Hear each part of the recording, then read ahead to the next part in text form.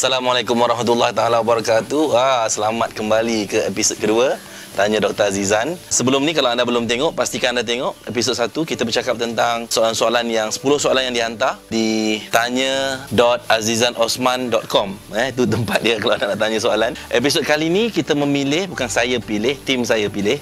Dia bagi saya spontan, baru kejap menengoknya. Jadi dia bagi saya 10 soalan. Topik soalan kali ni banyak berbentuk tentang soalan yang melibatkan keyakinan diri, potensi kekayaan, kejayaan. Jadi kita akan bertanya banyak, kita akan bercakap tentang banyak soalan berkaitan itu. Soalan pertama yang saya terima adalah, bagaimana saya boleh meningkatkan keyakinan diri, menarik pelanggan, membuat orang suka dengan saya demi merubah taraf kehidupan saya? Well, ini adalah jenis manusia yang hidup dalam keadaan yang dia rendah sedikit rasa keyakinan diri dia, dan sentiasa nak orang suka dia untuk dia rasa yakin dengan diri dia. Ini adalah orang yang hidup dengan persepsi manusia lain. Nasihat saya adalah, pertama, kita kena faham, nombor satu, kita cari atau kita buat atas dasar kita nak Allah suka. Itu nombor satu. Biar Allah suka dulu, yang kemudian baru kita mencari manusia suka kita. Kalau anda bisnes, dalam soalan ini mungkin anda bisnes, fikirkan apakah kebaikan atau manfaat yang anda bawa atau beri kepada orang lain. Sebagaimana hadis Nabi SAW menyebut, sebaik-baik manusia adalah manusia yang memberi manfaat kepada orang lain. Akan ada orang suka kita, akan ada orang tak suka kita, tapi kita fokus kepada kebaikan yang kita buat. Okey, dalam kes saya, apa yang saya buat, contohnya apa yang kita buat ni, Tanya Dr. Azizan, dia adalah satu siri program yang saya berkongsi pengalaman saya, macam mana saya bina perniagaan saya, ataupun macam mana saya merubah hidup saya atau merubah hidup lama. Alhamdulillah, ramai student-student saya, para peserta program latihan pembangunan diri saya. Jadi ini adalah perkara yang kita fokuskan. Fokus apa kebaikan atau manfaat yang kita boleh beri kepada orang lain dan kita boleh provide pada orang lain. Alright, itu untuk nombor satu. Soalan kedua adalah daripada Galsakon bertanya soalan ni, bagaimana nak keluarkan the big why? Okey, untuk menjawab soalan ni, big why ni maksudnya kenapa kita nak melakukan sesuatu. Well, ini adalah satu proses yang anda kena lalui dengan memahami siapakah orang yang anda akan terkesan kalau anda lihat wajah dia, anda fikirkan dia, sama ada dia masih ada atau telah tiada. Kalau kita fikirkan pasal dia, pengorbanan dia selama ni, mungkin kita akan boleh buat kita sedih. Itu nombor satu. Kadang-kadang big why kita akan wujud daripada haters, orang yang benci kita, orang yang bengang dengan kita, orang yang selalu kutuk kita atau rendahkan kita padahal dia tak kenal kita pun. Itu boleh dijadikan a big why untuk kita mencapai kejayaan kita. So soalan dia juga adalah macam mana nak lebih yakin dengan Allah. Tuan-tuan dan puan-puan, untuk yakin dengan Allah, untuk yakin dengan diri, untuk yakin dengan produk, sebenarnya at the end of the day, dia adalah nak capai big why sekalipun, at the end of the day, saya explain apa yang saya explain, tapi dia perlukan proses ilmu. Proses ilmu ada terbagi pada beberapa jenis. Keyakinan ada terbagi pada beberapa jenis. Yakin datang bermula daripada ilmu. Itu dipanggil ilmu yakin. Yakin yang kedua datang daripada melihat. Kita lihat sesuatu, kita start yakin. Inspirasi melihat orang lain, itu namanya ainul yakin. Yang ketiga adalah keyakinan yang datang sebenar-benar keyakinan. Bila kita dah buat, kita nampak hasil dia, kita nampak result dia, itu namanya hakul yakin. Dan keyakinan yang keempat adalah keyakinan yang sempurna.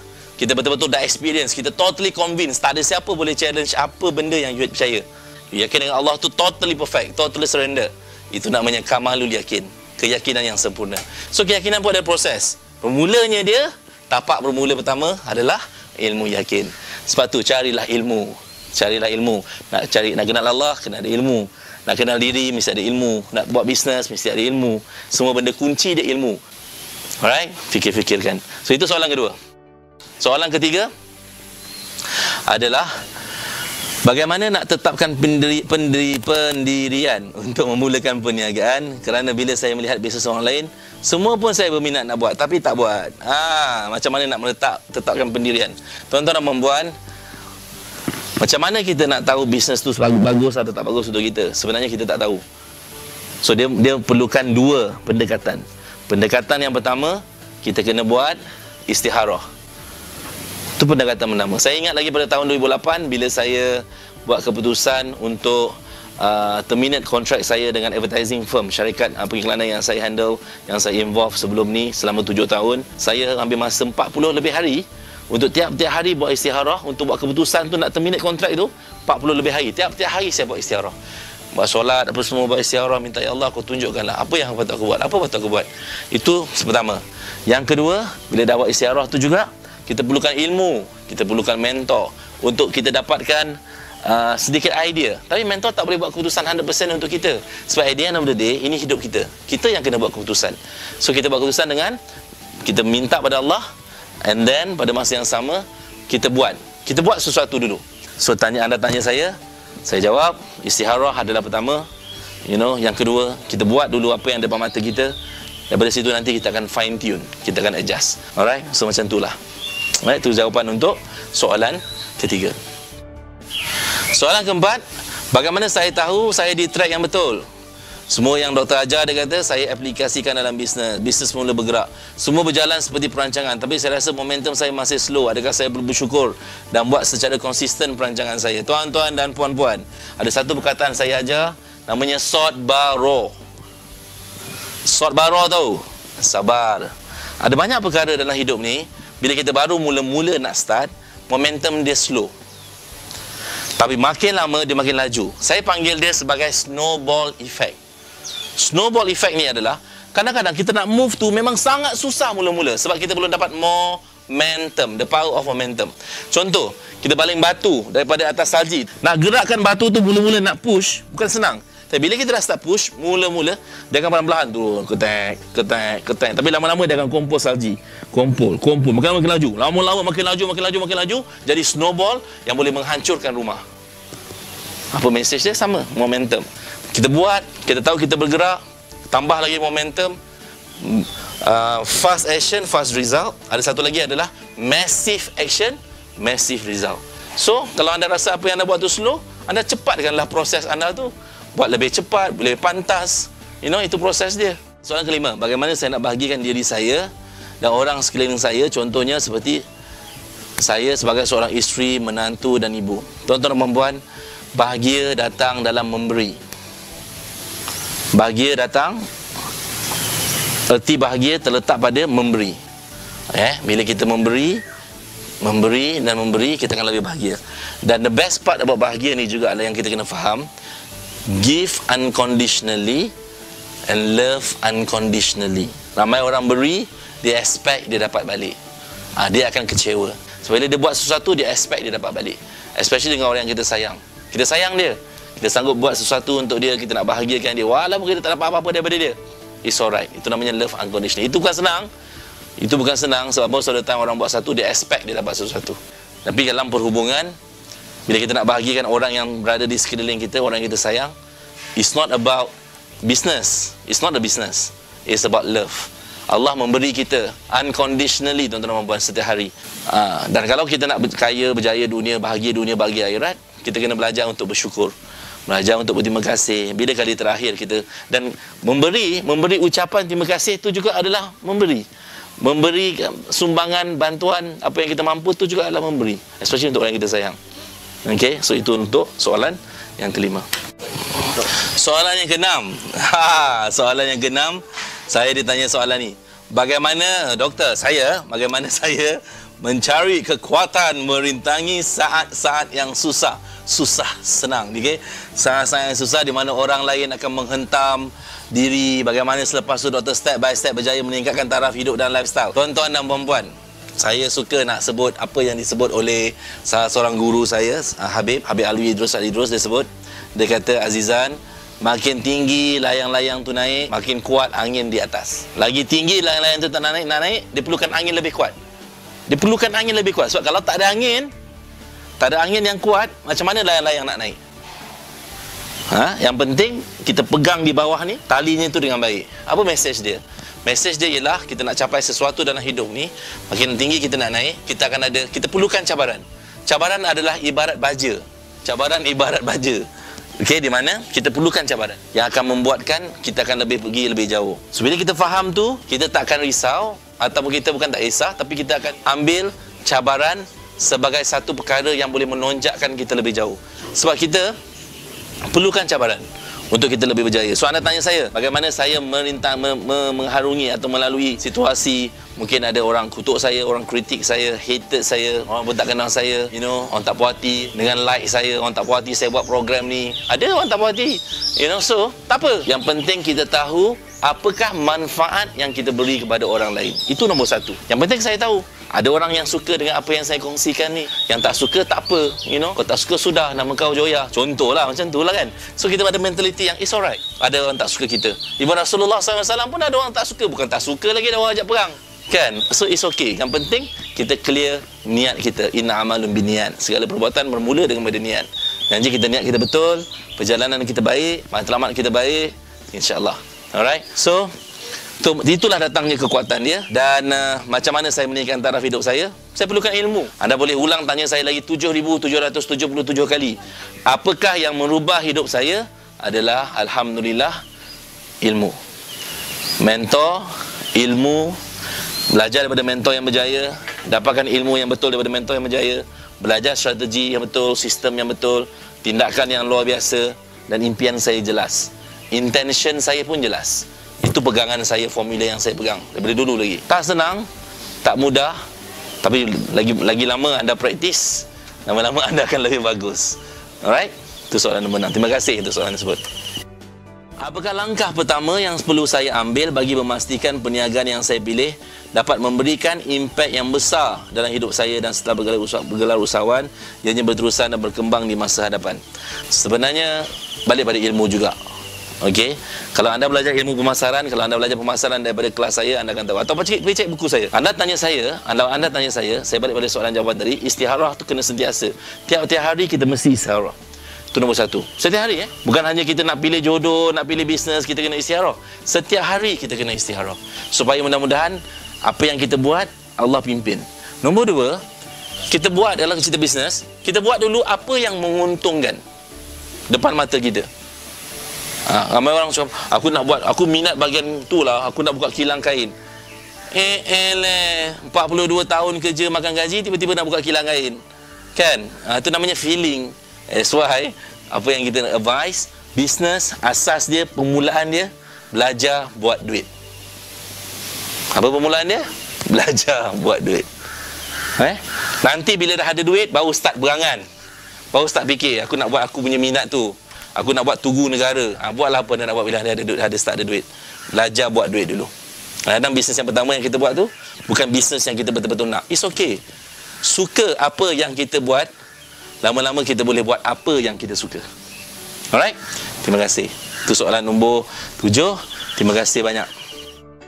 Yang ke-8, bagaimana saya nak menghadapi pesaing yang tidak pandai bersaing secara sihat dan hanya tahu menjatuhkan orang dalam perniagaan, terutamanya bangsa sendiri?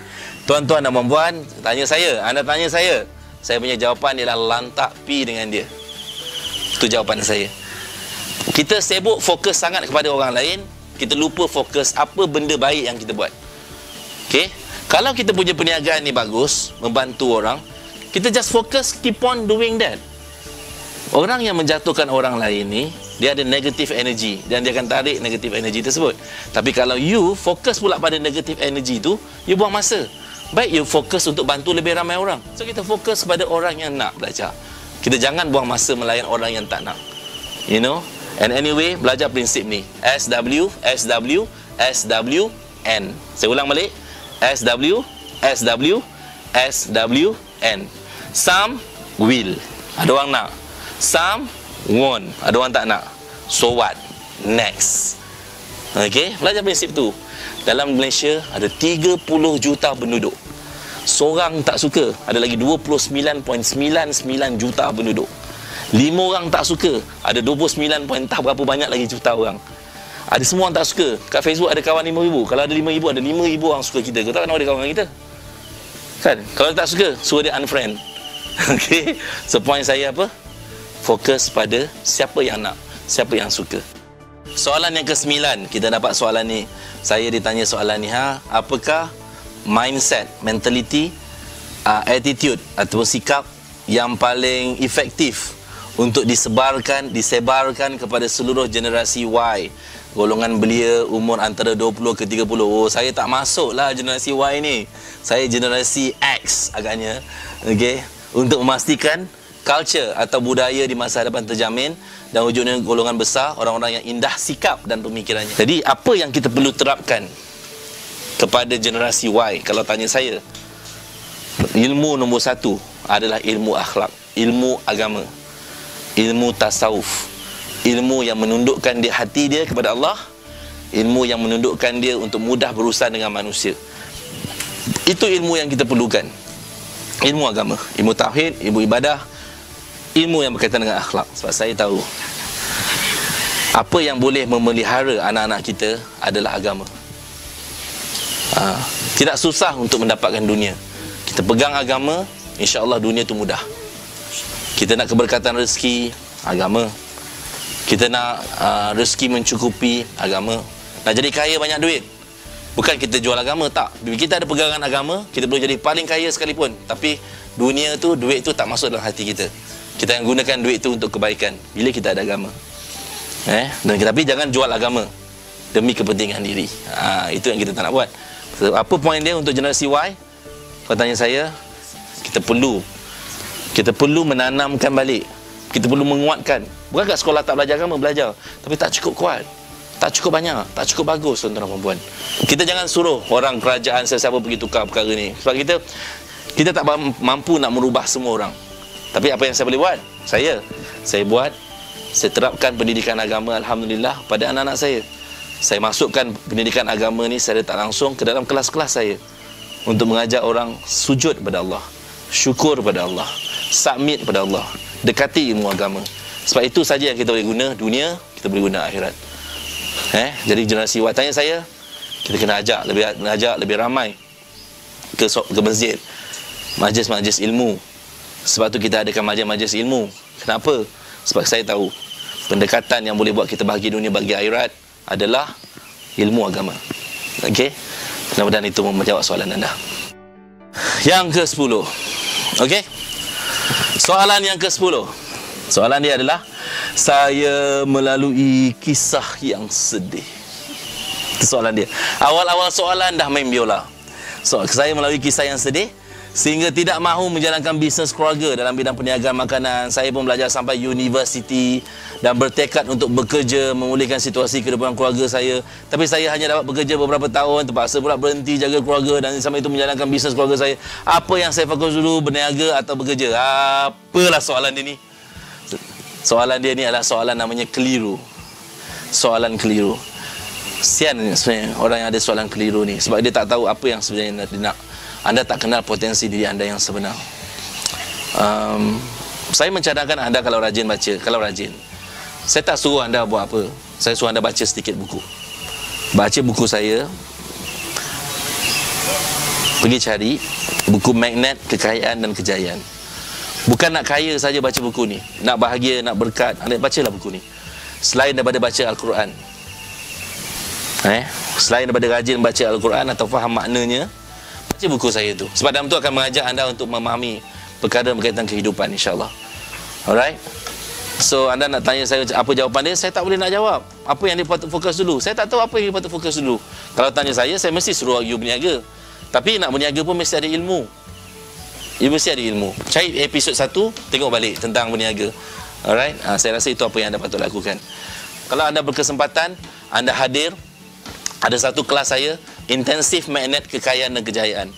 Which kelas ni 4 hari, itu semua cerita menetapkan matlamat, mengenal potensi diri, melihat diri anda ni sebenarnya apa potensi anda, berapa jauh anda boleh pergi dalam hidup, perniagaan ke, kejaya ke, macam mana nak capai. Itu semua kelas tu. Alright. So itulah 10 soalan untuk episod kedua. Jangan lupa kita jumpa lagi, insya-Allah, episod ketiga hari Selasa 9 malam. Tengok di tanya.azizanosman.com. Kalau terpilih, saya akan jawab, insya-Allah. Jumpa nanti minggu depan.